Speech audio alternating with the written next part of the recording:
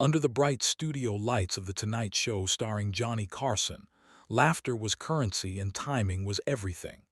The band played, the curtains parted, and night after night, Johnny Carson ruled television with a raised eyebrow and a perfectly paused punchline. But one evening felt different. When John Wayne stepped through those curtains, the applause rolled like distant thunder across the studio. He wasn't just a movie star. He was a monument, the tall shadow of the American West, the voice that sounded like gravel and honor. Audiences knew him as the fearless gunslinger, the cavalry captain, the man who never backed down. Yet that night, there was something softer in his eyes. Carson noticed it immediately. Johnny had a gift. Beneath the jokes and cue cards, he watched people closely. He sensed when a guest wanted to perform and when a guest wanted to be heard. Wayne sat down heavily, adjusting his jacket. The crowd cheered again. Carson smiled, leaned forward, and delivered a light joke to break the ice. Wayne answered with a grin, but it faded quicker than usual. The conversation drifted from films to life, from box office numbers to time itself.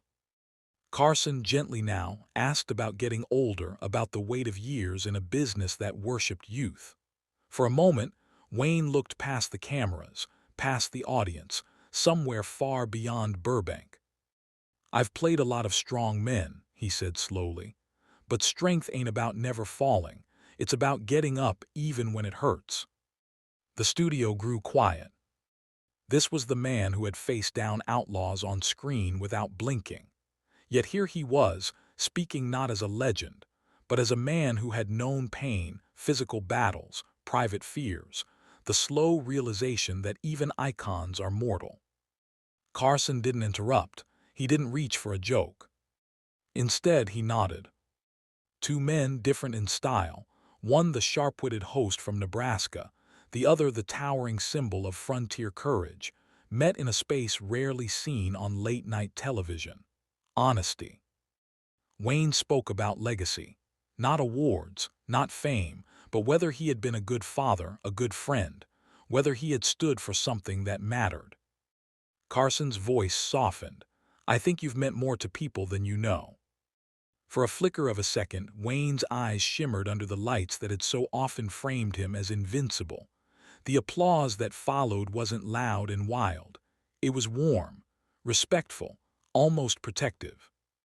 In that moment, the Duke wasn't a character from True Grit or a hero riding across Monument Valley.